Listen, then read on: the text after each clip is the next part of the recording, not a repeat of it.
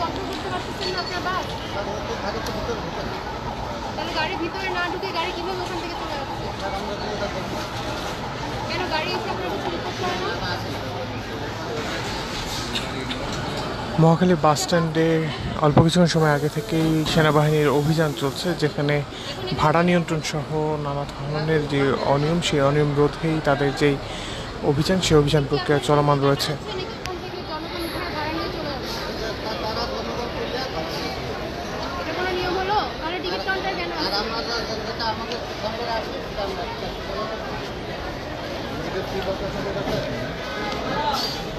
কত করে টিকিট বিক্রি করতেছেন দেখান তো? এখন ঠিক দেখান। ভাড়া চারটা দেখেন আর টিকিটের ইয়াগুলো দেখান।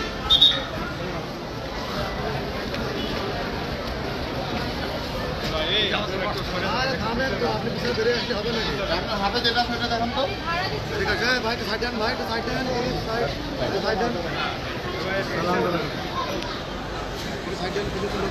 এই মুহূর্তে কিন্তু যে বাস কাউন্টার রয়েছে, এই কাউন্টারে বিরুদ্ধে অভিযোগ এসেছে যে তিনি মূলত আজকের যে অভিযানটি, সেখান থেকে তারা টিকিটের যে ভাড়া, সেই ভাড়া বৃদ্ধির কারণে তাদের যে অভিযান, সেই অভিযানগুলো চলছে। পাশাপাশি নানা ধরনের অনিয়মের রোধেই তাদের যেই চেষ্টা, সেটি তারা চালিয়ে যাচ্ছেন।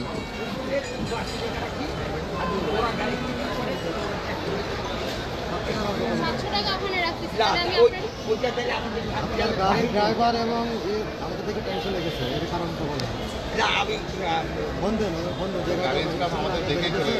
ও তাইলে আমি তো বাহিরের কমপ্লেইন যে আপনার গাড়ি 700 করে ভাড়া নিচ্ছে, 400 টাকার ভাড়া। কিরা আমরা আমাদের দেখে কিন্তু পালাছে। আপনাদের বাসই তো ওখান থেকে গেল।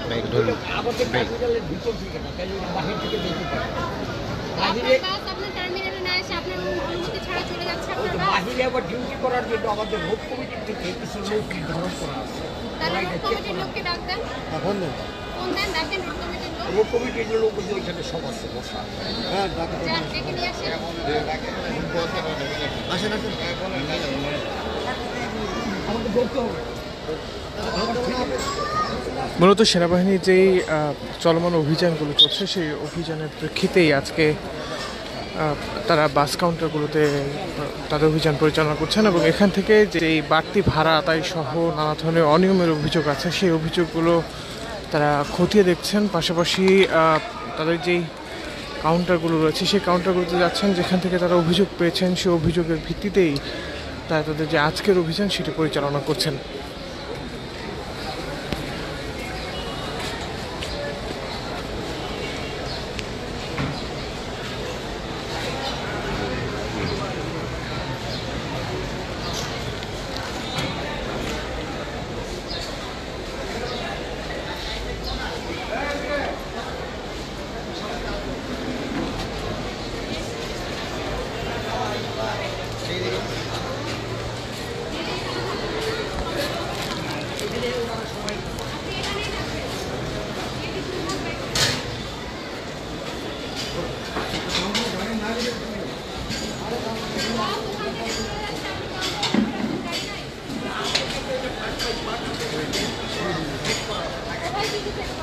বাহিরের ডিউটি ছিল আপনার রোড কমিটির লোক দেওয়া আছে, আর আমরা কাউন্টারে টিকিট আমরা এই গাড়ি আসলে আমরা টিকিট দিয়ে দিই, আর গাড়ি না আসলে ও বাইরে গাড়ি ওইটা তো আমরা বুঝতে পারি।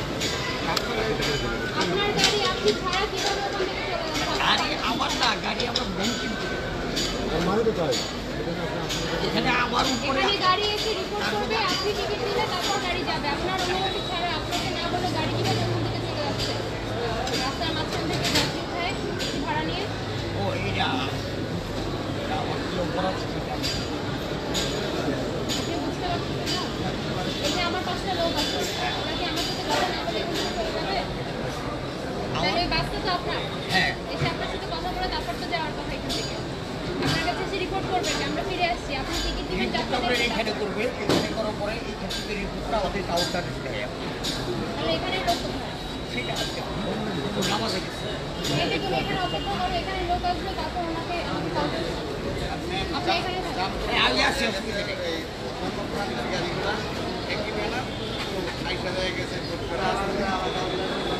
ঠিক তো এখানে